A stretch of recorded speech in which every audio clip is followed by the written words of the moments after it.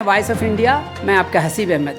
आज पूरे बिहार में डॉक्टरों ने एक दिन की हड़ताल की है और ये हड़ताल क्यों हुआ है, इसके पीछे क्या रीज़न है। यहाँ सदर अस्पताल समस्तीपुर में वॉइस ऑफ इंडिया की टीम आई है। यहाँ डॉक्टर्स उपलब्ध हैं, आइए इनसे बात करते हैं। सर, आपका वॉइस ऑफ इंडिया में स्वागत है। धन्यवाद। सबसे पहले सर आप अपना परिचय दें। सर, मेरा नाम डॉक्टर उत्सव हुआ, मैं यहाँ मेडिकल ऑफिसर हूँ सदर अस्पताल समस्तीपुर में। सर, ये हड़ताल आप लोगों ने एक दिन का पूरे बिहार में किया, क्यों किया सर?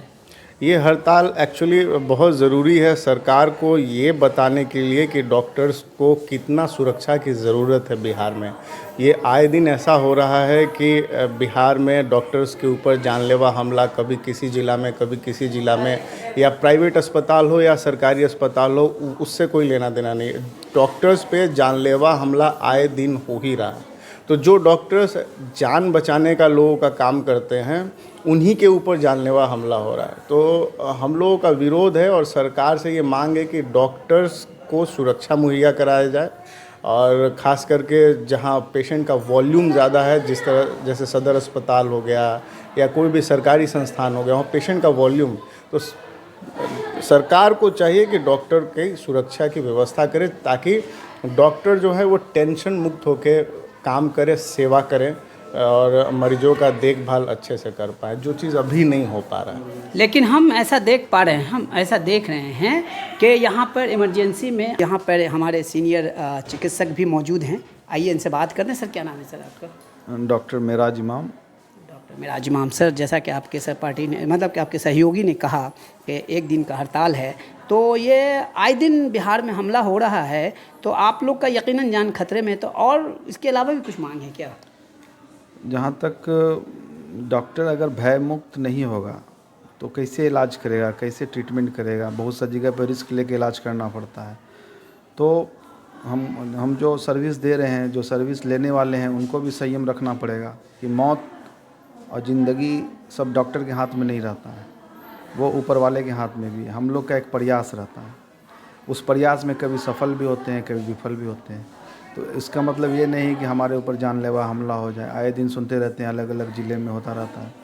तो सरकार को चाहिए कि प्राइवेट एजेंसीज जो हम लोग को प्रोटेक्शन देने के लिए रखा गया है, वो ना हो कि गवर्नमेंट एजेंसी रहे, जिससे लोगों में थोड़ा सा ये रहे कि डॉक्टर पे अगर हम कुछ करते हैं तो ये एजेंसीज हमको बचाएगी। तो मेरा तो मानना है कि पूरा सिक्योरिटी होनी चाहिए।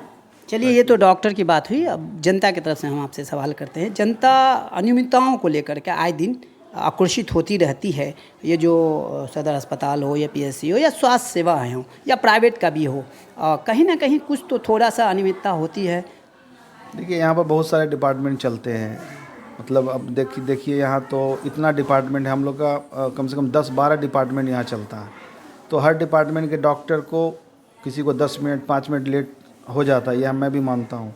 तो लेट होना है तो उसका हम लोग कॉम्पनसेटरी उपाय रखते हैं। जैसे अगर कोई डॉक्टर को लेट हो रहा है, दूसरे डॉक्टर देख लेते हैं, फिर वो आते हैं तो उसको, या फिर बहुत रात तक आप लोग देखते रहते हैं? हम लोग पूरी जितने भी पेशेंट आएगा किसी को वापस नहीं करते हैं, चाहे हमारा लिमिटेशन जितना भी हो, सबको देख के ही हम लोग छोड़ते हैं।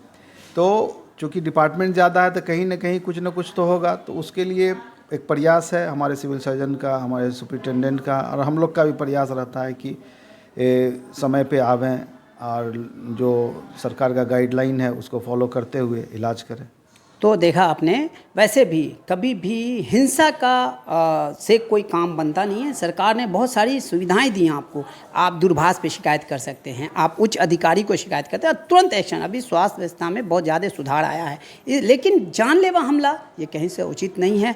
हम आशा करते हैं कि जो हमारे पेशेंट हैं, जो हमारे उनके सहयोगी संबंधी हैं, इस तरह के हिंसक हमले से बचेंगे। और यदि उनको कोई शिकायत है तो अधिकारी से करें, दूरभाष पे करें, और 100 कुछ टोल फ्री 102 या 104 नंबर 104 नंबर है, उस पर शिकायत किए, 5 मिनट के अंदर उस पर एक्शन होता है। वॉइस ऑफ इंडिया से बात करने के लिए आपका बहुत बहुत धन्यवाद। शुक्रिया।